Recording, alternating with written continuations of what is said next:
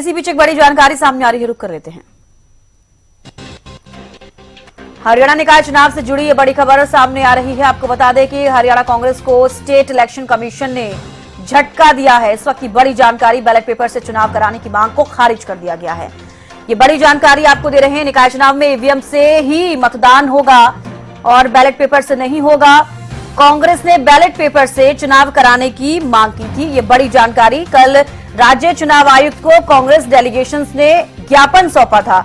हरियाणा निकाय चुनाव से जुड़ी बड़ी खबर सामने आ रही है। आपको बता दें, हरियाणा कांग्रेस को स्टेट इलेक्शन कमीशन ने बड़ा झटका दिया है और आपको बता दें कि बैलेट पेपर से चुनाव नहीं होगा। इस याचिका को खारिज कर दिया गया। उनकी तरफ से दरख्वास्त की गई थी, निकाय चुनाव में ईवीएम से ही मतदान होगा।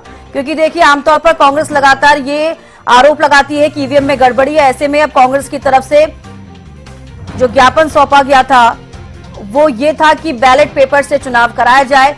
लेकिन अब हरियाणा निकाय चुनाव से जुड़ी बड़ी खबर सामने आ रही है। स्टेट इलेक्शन कमीशन की तरफ से साफ तौर पर मना कर दिया गया है। एक तरीके से कांग्रेस के लिए एक बड़ा झटका। रवि कालीरमन विशेष संवाददाता हमारे साथ जुड़ गए हैं।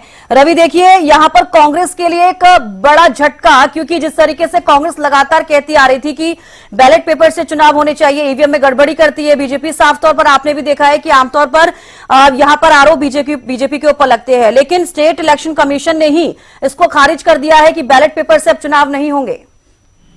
बिल्कुल, निश्चित तौर पर देखिए, कांग्रेस के कल एक डेलीगेशन स्टेट इलेक्शन कमीशन गया था और उनकी तरफ से ज्ञापन स्टेट इलेक्शन कमिश्नर को सौंपा गया था। उसमें ज्ञापन के माध्यम से वो ये कहते हुए नजर आ रहे थे कि ईवीएम की जगह बैलेट पेपर पर चुनाव जो है वो कराया जाना चाहिए, क्योंकि ईवीएम पिछले 4-5 साल से संदेह के घेरे में है। तो ऐसे में कहीं ना कहीं फेयर इलेक्शन को लेकर कहीं ना कहीं बैलेट पेपर से चुनाव कराने की मांग कांग्रेस का डेलीगेशन करता हुआ नजर आ रहा था। कांग्रेस के प्रदेश अध्यक्ष उदयवान की नेतृत्व में एक डेलीगेशन ने कल मुलाकात की थी। अब कहीं ना कहीं स्टेट इलेक्शन कमीशन की तरफ से साफ कर दिया गया है कि जो इलेक्शन कराए जाएंगे, निकाय चुनाव कराए जाएंगे, वो ईवीएम पर ही कराए जाएंगे। यानी कि उनकी जो मांग थी उसको नकार दिया है स्टेट इलेक्शन कमीशन की तरफ से। अब जो चुनाव होंगे वो ईवीएम पर ही होंगे। हालांकि कांग्रेस की तरफ से मांग जरूर की गई थी, लेकिन अब इलेक्शन कमीशन की तरफ से साफ कर दिया गया है। स्टेट इलेक्शन कमीशन ने कहा है कि ईवीएम पर ही चुनाव जो है वो कराए जाएंगे। तो रवि, ऐसे में अब कांग्रेस का अगला कदम क्या हो सकता है? क्योंकि देखिए, आपने देखा होगा, लोकसभा चुनाव हो, विधानसभा चुनाव हो, हमेशा ही कांग्रेस कहती है कि ईवीएम में गड़बड़ी है, बीजेपी की तरफ से किया जाता है, उसके बाद बीजेपी जीत जाती है।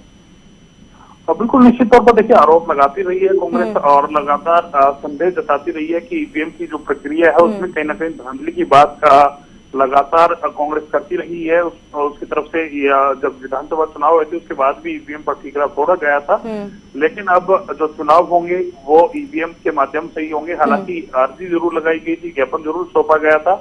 अब उसी प्रक्रिया से चुनाव होंगे जिस प्रक्रिया से होने थे, यानी कि ईवीएम से ही चुनाव होने जा रहे हैं। चलिए, बेहद शुक्रिया रवि हमारे साथ जुड़ने के लिए, तमाम जानकारी देने के लिए। तो देखिए, यहाँ पर कांग्रेस को काफी बड़ा झटका हरियाणा में लगा है, क्योंकि जिस तरीके से ज्ञापन सौंपा गया था और अब स्टेट इलेक्शन कमीशन की तरफ से साफ हो गया है कि ईवीएम से ही चुनाव होंगे, बैलेट पेपर से चुनाव नहीं होंगे।